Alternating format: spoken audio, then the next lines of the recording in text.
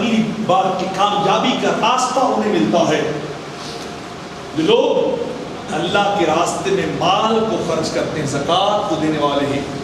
خالق ذوالجلال فرماتا ہے قد افلح المؤمنون الذین هم فی صلاتهم خاشعون. وہ کامیاب ہے مومن جو نماز بڑی تسلی سے پڑھتے ہیں، بڑے خشوع و خضوع سے پڑھتے ہیں، کسی اور کی طرف ان کا خیال دھیان نہیں جاتا. وہ ہمدن گوش ہو کے رب رحمان کی بارگاہ میں کھڑے ہو جاتے ہیں، ادھر ہمدن گوش ہو کے کھڑے رہتے ہیں. اور فرمایا والذین هم عن اللغو معرضون. یہ وہ لوگ ہیں جو غلط اور فضول باتوں سے اپنے آپ کو بچا لیتے ہیں، غلط باتوں میں نہیں پڑھتے، فضول محافل میں نہیں جاتے. لغو اور لا یعنی باتوں کی طرف ان کی توجہ کبھی نہیں جاتی ہے. اور اگلی بات فرمائی والذین للزکاۃ والذین هم للزکاۃ فاعلون. اور یہ وہ لوگ ہیں جو اللہ کی بارگاہ میں زکوٰۃ کی ادا کرنے والے ہیں، زکوٰۃ دینے والے.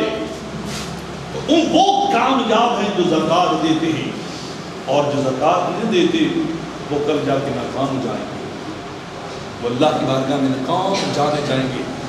جنہوں نے مال کو اپنے لیے سب کچھ سمجھا، اور حقیقت یہ ہے کہ مال کام نہیں آیا. الہاکم التکاثر حتی زرتم المقابر. رب کائنات فرماتا ہے تمہیں تو مال کی خواہش اور کثرت نے ہلاک کر دیا. دن رات یہی کرتے رہے، مال اور جمع کر لیں، مال اور جمع کر لیں. وہ مال کا جمع کرنا تمہیں کہاں تک لے کے آیا؟ حتی زرتم المقابر.